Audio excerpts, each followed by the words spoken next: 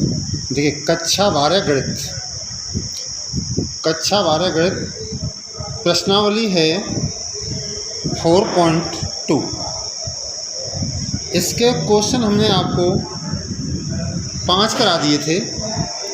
Question number 6 है सारणिकों के गुणधर्मों का प्रयोग करके निम्नलिखित प्रश्नों को सिद्ध कीजिए।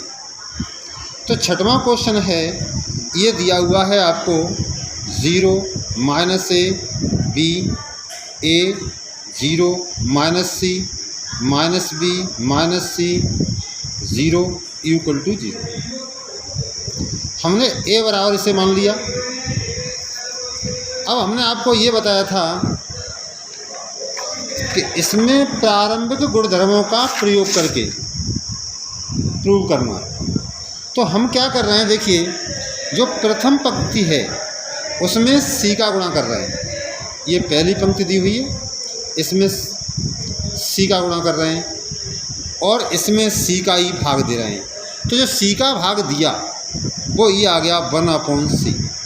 अब इस पंक्ति में c का गुणा करेंगे तो 0 का गुणा c में करेंगे तो 0 हो जाएगा, ac हो जाएगा -bc। ये पंक्ति दूसरी पंक्ति वैसी की वैसी ही और तीसरी पंक्ति भी वैसी की वैसी। अब हम R1 में से BR2 हटा रहे हैं। R1 में से R2 हटा रहे हैं। कैसे? B का गुणा करके। R2 में B का गुणा करेंगे और R1 में से घटा दें तो ये आएगा AB AC 0 -a 0 -c BC 0। अब आपने देखा पहली पंक्ति प्रथम पंक्ति में a कॉमन है, तो पहली पंक्ति में से a कॉमन ले लेंगे तो a/c। तो ये बचा BC 0 -a 0 -c BC 0। अब यहाँ आप देख रहे हैं कि प्रथम पंक्ति BC 0 और तीसरी पंक्ति BC 0, ये दोनों पंक्तियां समान हैं। जब ये दोनों पंक्तियां समान हैं तो सारणिक का मान 0 हो गया। तो a/c × 0 = 0। यदि किसी सारणिक की दो पंक्तियां अथवा दो स्तंभ समान होते हैं तो उस सारणिक का मान 0 होता है। अब क्वेश्चन नंबर 7 आ जाइए। 7 क्वेश्चन ये दिया हुआ है आपके सामने, -a² AB AC BA -b² BC CA CB -c² = 4a² b² c²। तो हमने इसकी LHS डाल ली, -a² AB AC BA -b² BC CA CB -c²। अब हमने क्या किया, देखो पहले स्तंभ में से a कॉमन ले लिया। पहले स्तंभ में देख रहे हो a कॉमन है। ऐसे ही दूसरे स्तंभ में b कॉमन है और तीसरे स्तंभ में c कॉमन। तो पहले स्तंभ में से a कॉमन ले लिया तो ये बचा -a b c। दूसरे स्तंभ में से b कॉमन ले लिया तो a -b c। तीसरे स्तंभ में से c कॉमन ले लिया तो ये बचा a b -c। ये आ गया। अब आप देख रहे हैं इस रो में से a कॉमन ले लो, दूसरी रो में से b कॉमन ले लो, तीसरी रो में से c कॉमन ले लो। तो पहली रो में से a कॉमन ले लिया तो -1 1 1, ये 1 -1 1 और ये 1 1 -1, ये आ गया। इधर देखेंगे a का गुणा a में करेंगे a², b का b में b², c का c में c², ये आ गया। अब इसका कर दीजिए ऑपरेशन, विस्तार करेंगे इसका। तो a² b² c² ये लिखा हुआ है। पहले -1 आ गया, ये कैंसिल और ये कैंसिल, तो 1 -1 विस्तार कर दिया। विस्तार करने के बाद देखो ये 0 हो गया, ये 2 और ये, तो 0 से 0 कट गया, 2 और 2 4, तो 4a² b² c², यही लाना था। तो LHS = RHS। ये हो गया पूरा।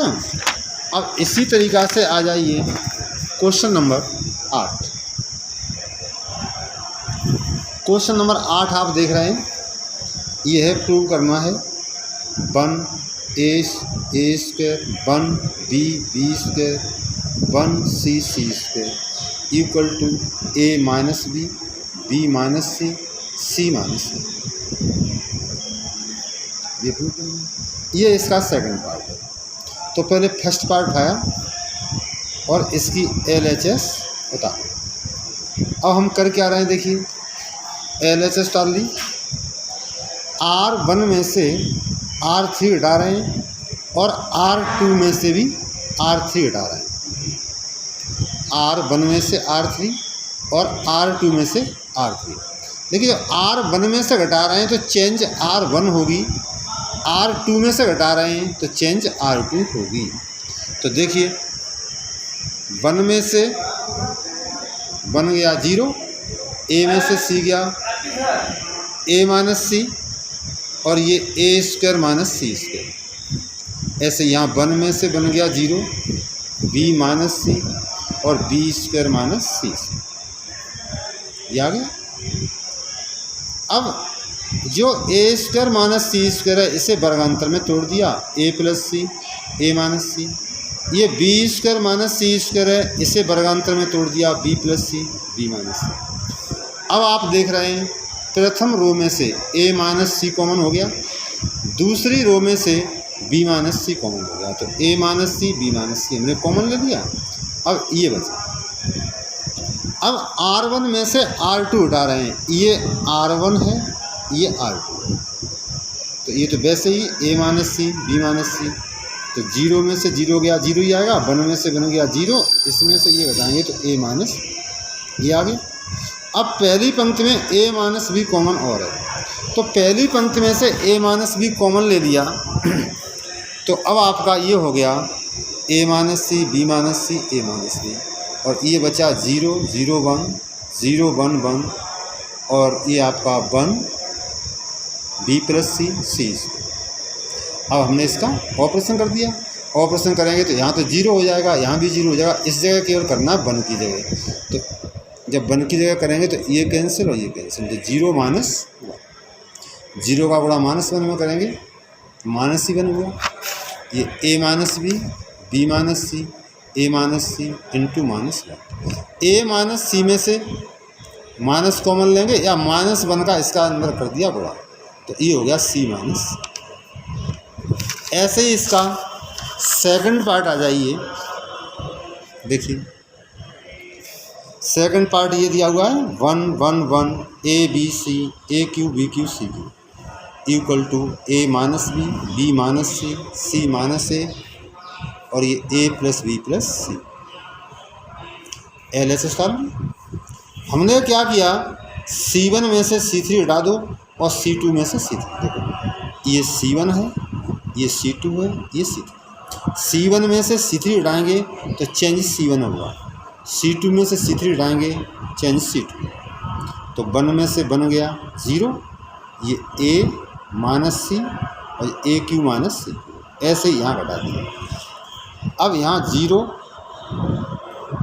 0 1 a minus c b minus c c। यहाँ देखो a Q minus c Q लिखा है, यहाँ a Q minus b Q वाला सूत्र आ दीजिए, यहाँ पर भी a Q minus b Q वाला सूत्र आ दीजिए। ये वैसा था।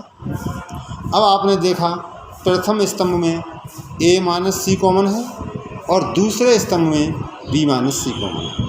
तो पहले स्तंभ से a माइनस c कॉमन ले लिया और दूसरे स्तंभ से b माइनस c कॉमन ले लिया, ये बच गया।